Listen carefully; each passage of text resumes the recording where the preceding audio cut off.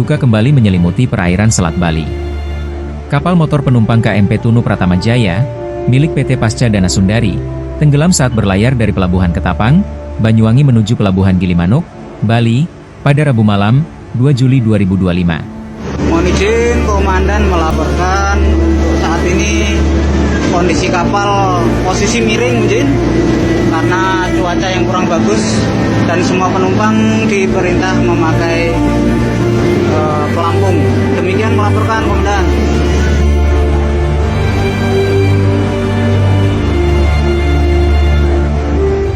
...35 orang telah ditemukan, 29 selamat, dan 6 lainnya meninggal dunia.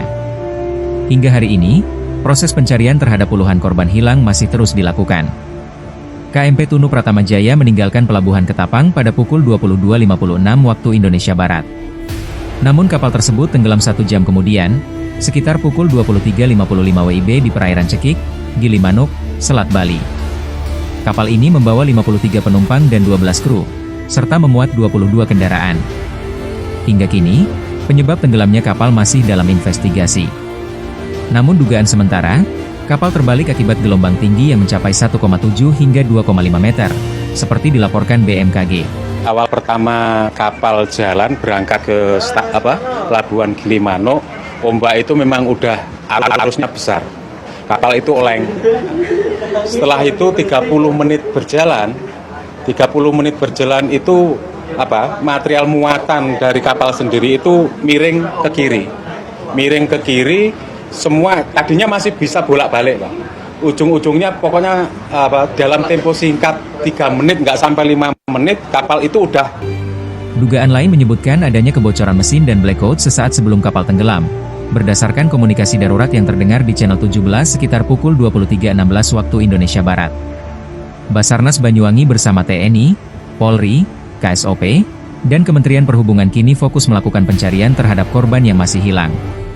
Proses pencarian diperkuat dengan helikopter dan 13 personel khusus underwater rescue.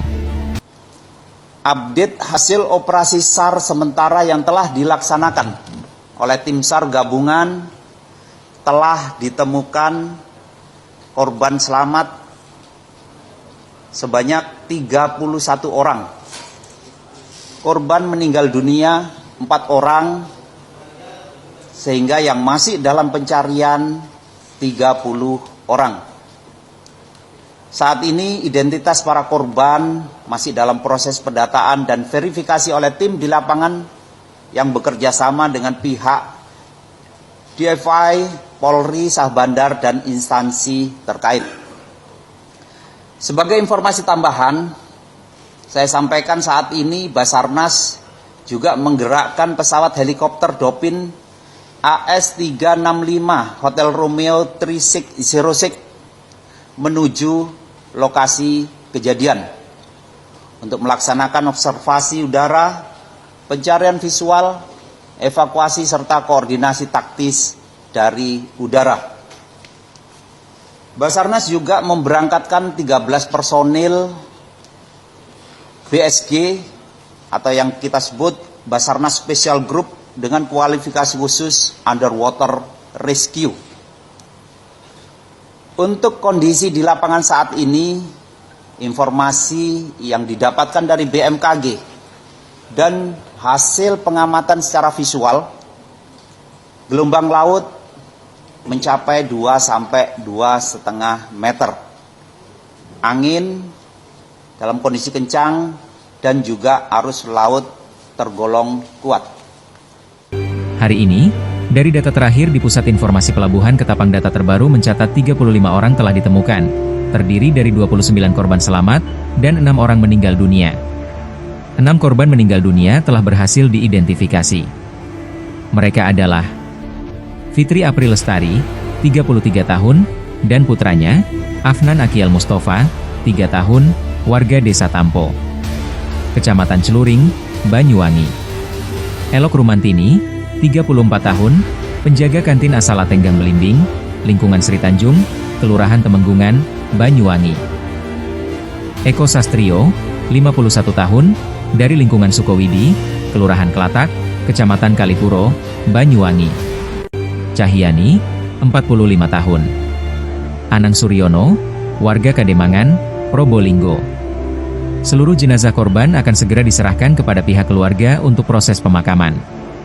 Deputi Operasi Basarnas, Laksamana Muda, Purnawirawan, Ribut Eko Suyatno, menyatakan operasi pencarian hari ini Jumat 5 Juli 2025 dibagi menjadi 2 area utama, Ketapang dan Gilimanuk. Tim Search and Rescue Unit, SRU, dari TNI Angkatan Laut, Angkatan Darat, dan Angkatan Udara diturunkan untuk memperluas wilayah pencarian laut dan udara. Pencarian memasuki hari kedua, namun belum ada penambahan jumlah korban yang ditemukan. Dengan 35 orang berhasil ditemukan, masih ada 30 orang lainnya yang belum diketahui nasibnya. Tim SAR terus bekerja keras demi menemukan para korban yang masih hilang. Kami mengajak Anda semua untuk berdoa bagi keselamatan para korban dan kekuatan bagi keluarga yang menanti kabar. Jangan lupa untuk terus mengikuti berita-berita Formades Jatim TV.